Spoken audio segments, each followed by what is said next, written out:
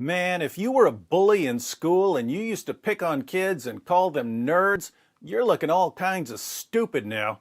Because those nerds didn't just grow up and get good jobs and make piles of money. They are literally taking over the entire world and crushing anyone who gets in their way. Think about how brilliant these tech monopolies are. They went full kingpin.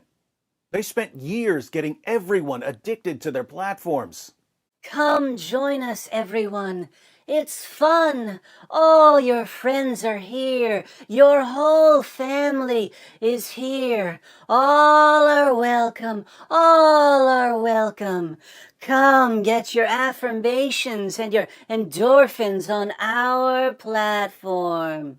Then, once the free samples got you hooked, they started raising the prices, just like crack dealers. Look, if you want to keep getting your fix, you're going to have to agree to say only what I tell you to say. By early 2021, they are pimping their users like a pimp pimps hose. I'm Crackerjack Dorsey. The green is for the money, the gold is for the honey. And you better get my money, or Jack Dorsey's going to have to choke a bit. The New York Times reports.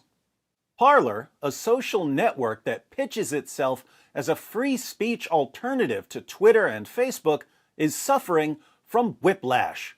Over the past several months, Parler has become one of the fastest growing apps in the United States.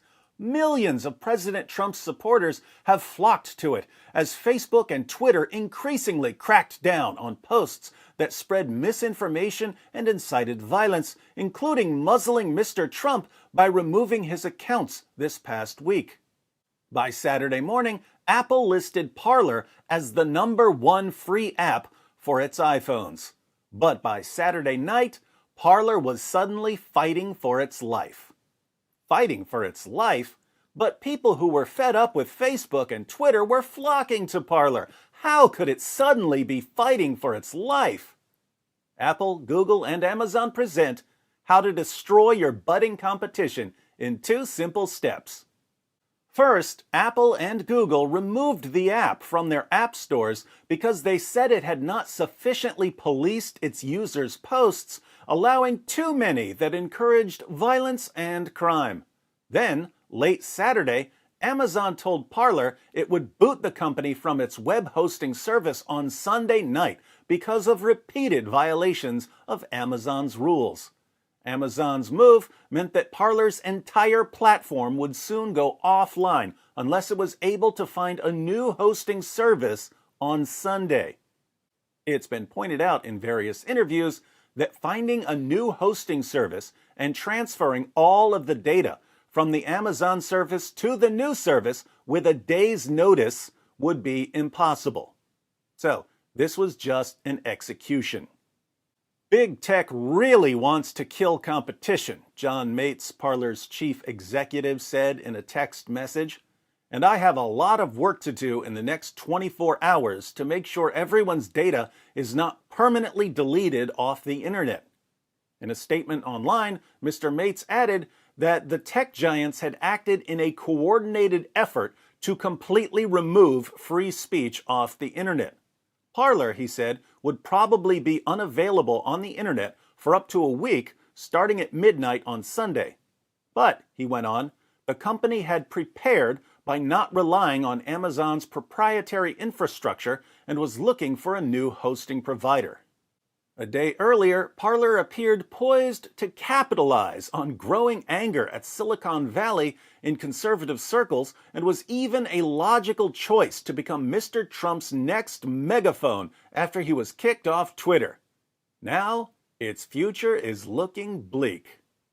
Oh, it's looking bleak, all right, because once you're blacklisted by Google, Apple, and Amazon, no one wants to come anywhere near you. They made an attempt to not only kill the apps, but to actually destroy the entire company. And it's not just these 3 companies. Every vendor from text message services to email providers to our lawyers all ditched us too on the same day.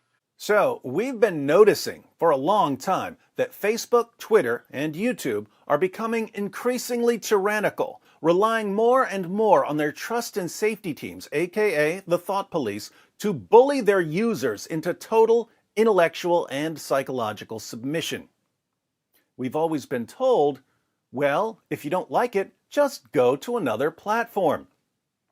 But now we know that if a bunch of users decide to go to another platform, Google, Apple, and Amazon, a triumvirate that makes Julius Caesar, Pompey the Great, and Crassus look like the Three Stooges, can Thanos snap your platform out of existence.